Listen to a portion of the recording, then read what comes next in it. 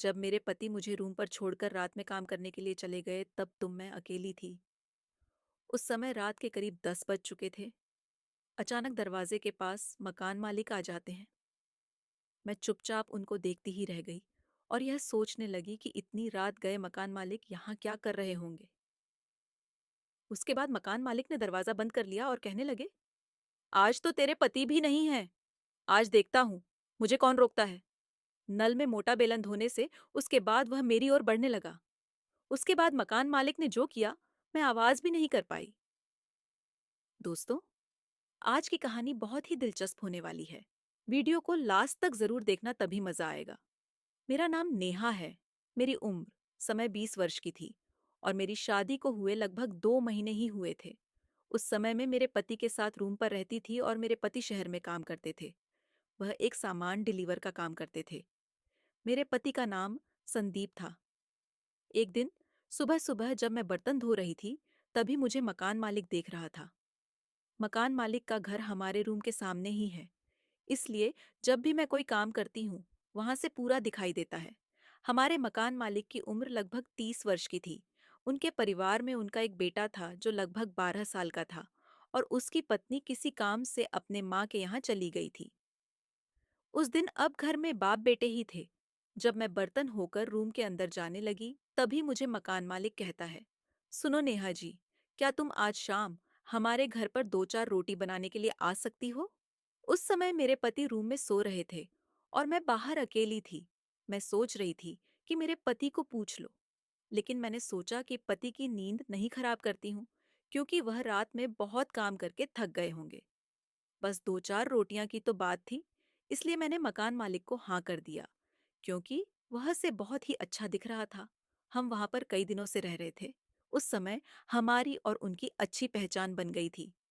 जब हमारे पास में रूम का किराया देने के लिए पैसे नहीं होते, तो वह कहता कि अगले महीने दे देना, और किराए को हम टाल भी देते थे। बर्तन धोने के बाद मैं अपने रूम में चले आई और फिर मेरा पति सुबह 9 बजे काम पर जाने वाला था, इसलिए मैंने सोचा कि जल्दी से खाना बना लूं। मैंने उनके लिए नाश्ते में पोहे बना दिए और उसके बाद रोटियां बना दी। और सब्जी भी जब मैं पोहे बना रही थी, उस समय मेरा पति फ्रेश होकर तैयार हो चुका था काम पर जाने के लिए।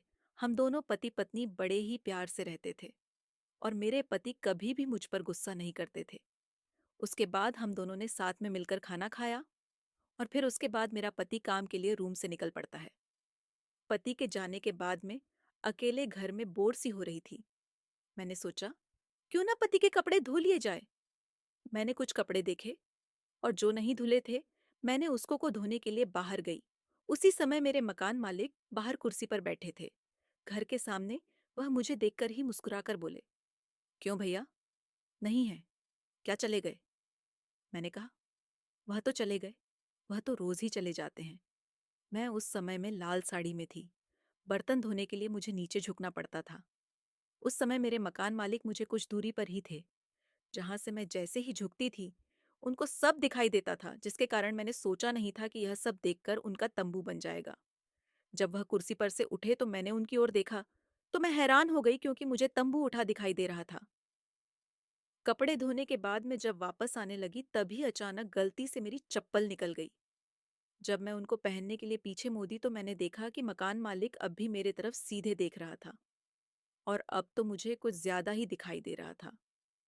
मुझे उसे समय मकान मालिक के बारे में कुछ भी ख्याल नहीं आ रहे थे। लेकिन जब मैं कपड़े सुखाकर रूम में गई और दरवाजा बंद करके आराम से मोबाइल चला रही थी, उसी समय मुझे अकेलापन सा महसूस हो रहा था और मकान मालिक की छवि मुझे स्पष्ट दिखाई दे रही थी। उन्होंने जो हरकतें कि मेरे सामने, वह मुझे बार बार सोचने पर मजबूर कर रहे थे। मुझे देखते ही अगर उनका ऐसा हाल है, तो जब मेरे पास आएंगे तो उनका क्या होगा। ये सोच सोच कर तो नारियल के छिलके में थोड़ा सा पानी निकलना शुरू हो गया। इतने से दिन से मैं मेरे पति के साथ थी, लेकिन तब ऐसा एहसास नहीं हुआ। लेकिन आज तो कुछ ज्यादा ही पानी आ रहा था। जब दोपहर के लगभग 2 बज गए, तो उस समय मुझे बहुत तेज से भूख लगने लगी। लेकिन मैं जब किचन में गई, तो उसे समय बस एक ही रोटी थी। वह मैंने खाई, लेकिन मुझे अभी भूख लग रही थी। मैंने सोचा मकान मालिक के पास से थोड़ा सा आटा ले आती हूँ।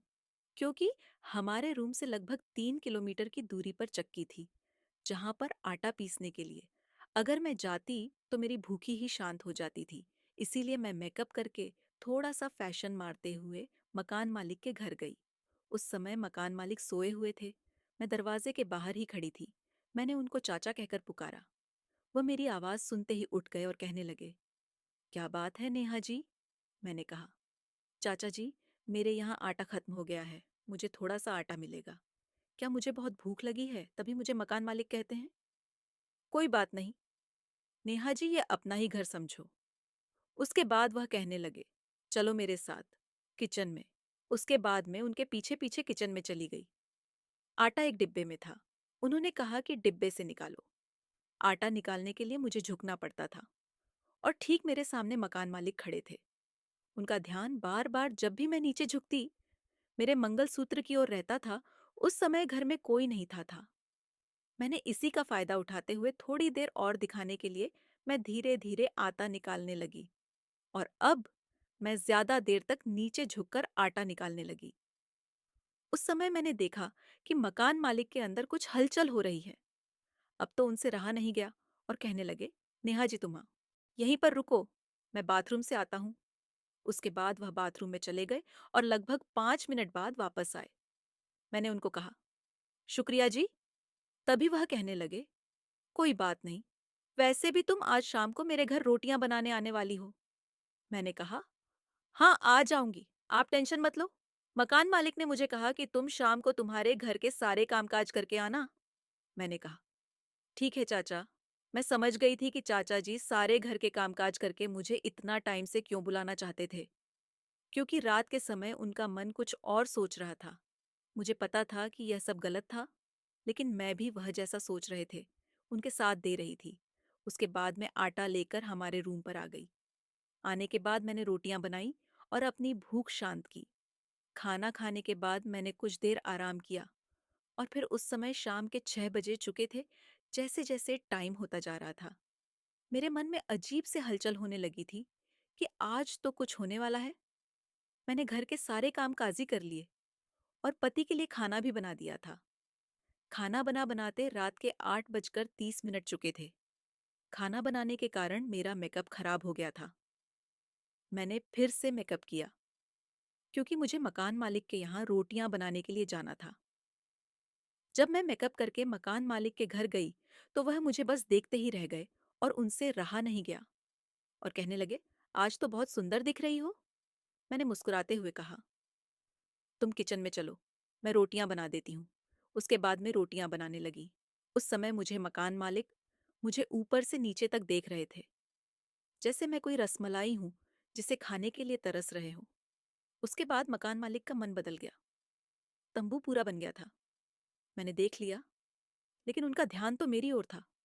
वह मेरे पीछे ही खड़े थे। अब मैं पीछे मुड़कर उनके सामने खड़ी हो गई। उन्होंने मोटा बेलन हाथ में पकड़कर बोले, नेहा जी, क्या मैं इस बेलन को नल के पानी से धो लूं? मकान मालिक के ऐसा कहते ही नल में पानी आना शुरू हो गया।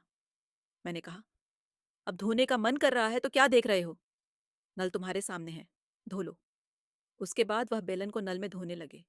मैंने कहा, कोई देख लेगा तो क्या सोचेगा? तभी वह कहने लगे, बस थोड़ी देर और उसके बाद नल से पानी आ जाएगा तो काम हो जाएगा। लगभग आधे घंटे में ही नल से पानी आ गया और मैंने उनका बेलन धो दिया। उसके बाद मैं अपने रूम पर आ गई, क्योंकि मेरे पति मुझे देखते मकान मालिक के घर तो क्या सोचते थे। जब सुबह हुई तो मैं घर के आंगन में साफ सफाई कर रही थी। उस समय मकान मालिक मुझे देखकर मुस्कुरा रहे थे।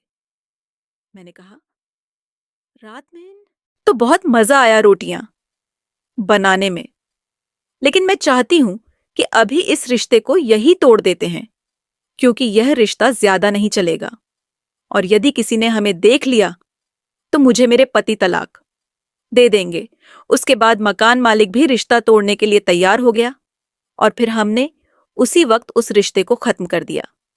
तो दोस्तों, यह थी कहानी नेहा और उसके मकान मालिक की, जिन्होंने अपने जीवन साथी के साथ ना होने का फायदा उठाकर गलत कदम उठा बैठे। इस कहानी से हमें यही शिक्षा मिलती है कि पति परमेश्वर होता है। हमें जीवन में कभी भी पति के अलावा किसी और के साथ पति जैसा रिश्ता नहीं बनाना चाहिए। वीडियो अच्छा लगा तो लाइक के साथ सब्सक्राइब कर दो।